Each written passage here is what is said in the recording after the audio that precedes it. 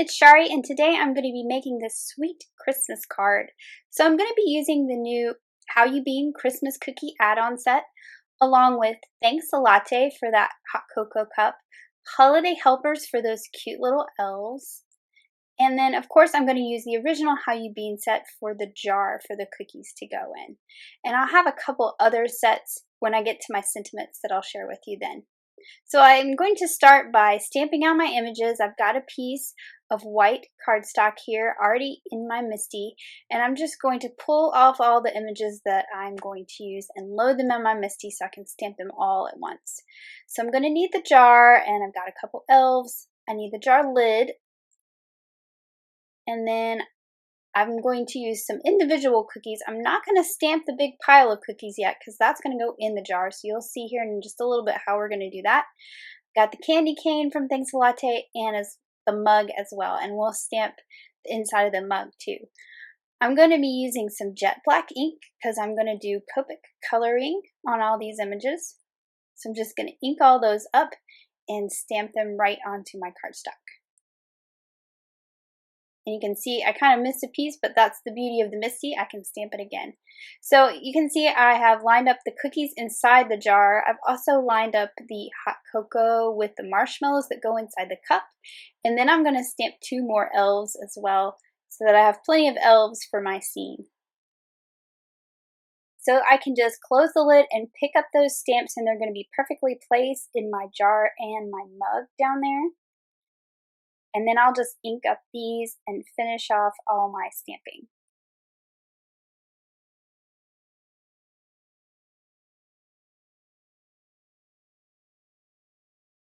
So now I've got four little elves, I've got my cookies, got my jar. I'm also going to add the little smiley face to the gingerbread man because it just looks funny when he doesn't have a face to me. So we're going to add the face. There's also some buttons and embellishments you can add to him as well. So we're going to do some super speedy coloring here. I'm just coloring the jar with some very pale blues, just so it has a little bit of a glass look. And I'm going to do some very, very light shading around the outside with just a slightly darker light blue. But I'm just going to fill that in with the blue, but not the cookies. For the lid, I'm going to use some cool grays, and I'm just going to pull the dark in from the edges to make it look like a cylinder.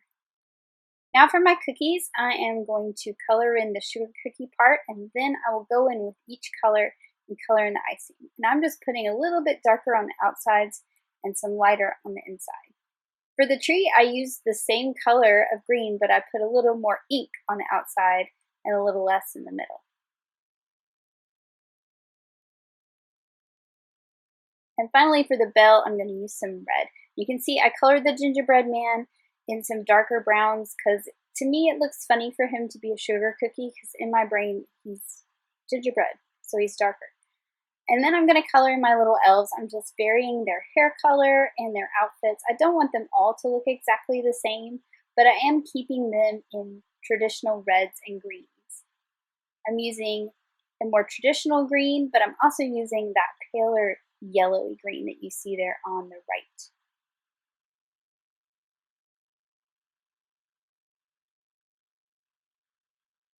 And then I'm just going to go in and color their faces and their hands.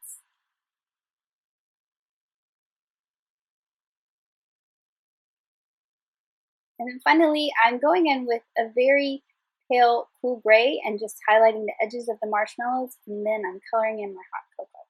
So I can use the dies that match all these images. I'm just going to line those up, hold them in place with some purple tape, and run them through my die cut machine so that everything is cut out and ready to assemble. So I'm going to use the Snow Day Remix Petite paper pack for my background papers.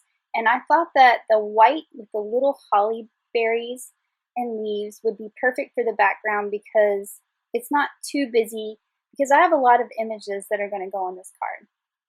The other thing I wanted to do to kind of give it a little more texture was to paper piece the mug so that you have this cool Christmas mug with a pattern on it instead of just a solid colored mug. So I've got a piece of the red pattern paper and I'm stamping that mug out, and I'm just going to fussy cut the front part of the mug. So you can see I'm cutting around the handle. I'll cut out the inside of the handle using my craft knife here in just a little bit. But I'm going to cut out the inside of the cup because I don't need that part.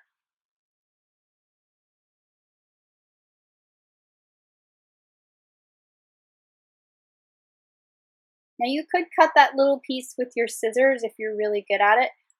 I'm pretty good with a craft knife, so I'm just using my craft knife to cut along those lines and cut out the interior part of the mug. Now the reason why I fussy cut this rather than cutting it with a die is because now when I layer it on, the cup is still going to have that white edge that the die gives it, but the pattern paper will be inside of that. So just like you colored the mug with the paper almost. Now that it's all cut out, I can just add some liquid glue and line that up with the image.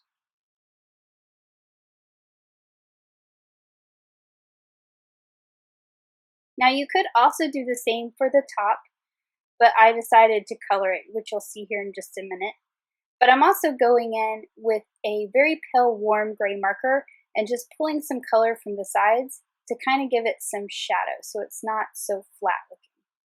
And then you can see here I'm coloring the inside of the mug with a marker. I felt like the inside of the mug would be solid where the outside would be patterned, so this made sense to me. I've cut that holly background paper with the largest of the outside in stitch rectangles, and then I'm going to do the same with this piece of teal paper. So it's going to go along the bottom, but it'll have that nice finished stitched edge.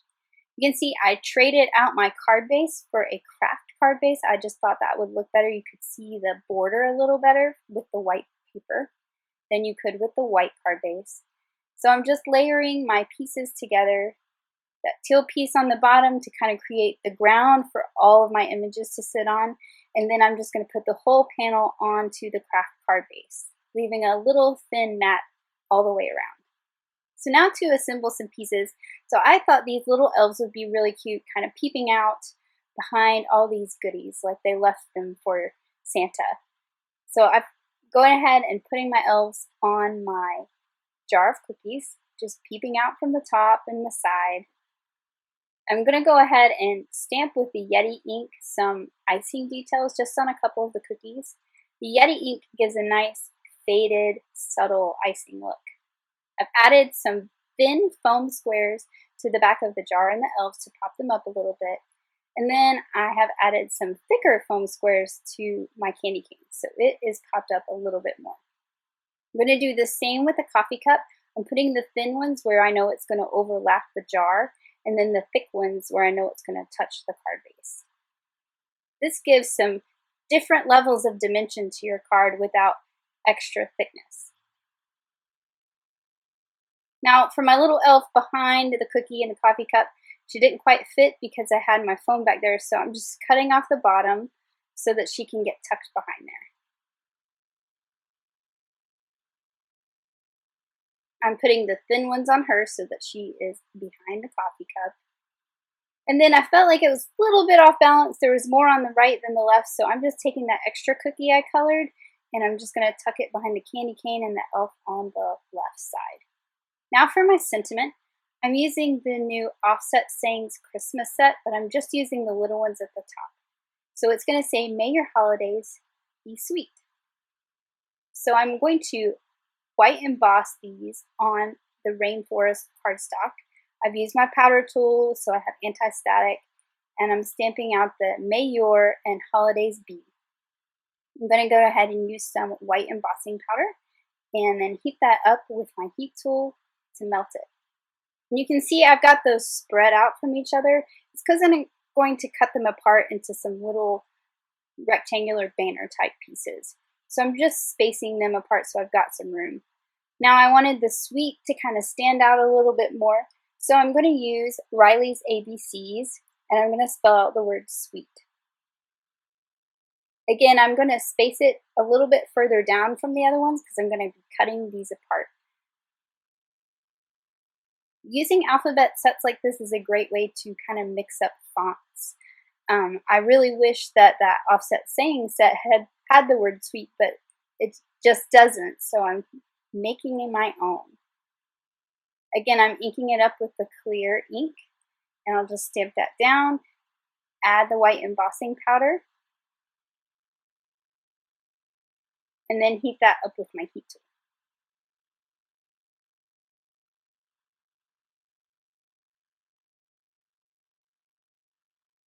Now that these are all embossed, I'm going to use my paper trimmer and cut them apart, just cutting them in little strips. I'm using the wire guide on my paper trimmer to line it up and get it as close as I want it to be to the words. And once I have them all trimmed down, I can cut the ends off and make them the right length. And I'll just use my scissors to do that.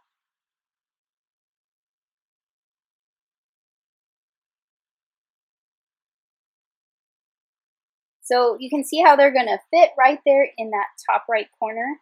So now that I've got them kind of where I want them, I can add some liquid glue and just glue those right down to the background.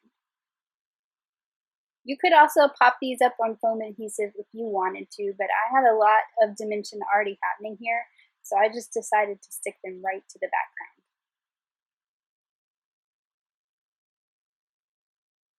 I'm also spacing them apart a little bit so that you can see the different pieces of cardstock versus it looking like one piece stuck together.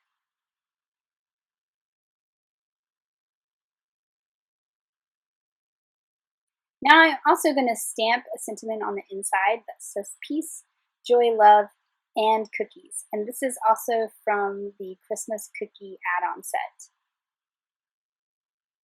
And then I decided to add that fourth little elf that I didn't use on the front to the inside. Now I was finished at this point, but I decided it needed some embellishment. I had not embellished it quite yet. So I'm going to use the glitter pen and add some very subtle glitter just to the accents on their hats, to the little ball at the end and to the band. And this is a very subtle glitter, so it's not going to show up on camera very much, but you'll see it in real life.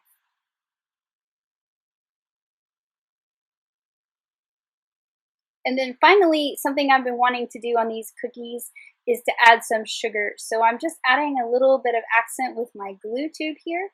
And then what you see there is the Distress Stickles dry glitter, and it's the clear rock candy. So this looks just like sugar. So when the glue dries, it'll be clear, and what will be left is sugar. And I'm just going to use a little measuring spoon that I keep here on my desk to pick up the glitter and apply it to my card.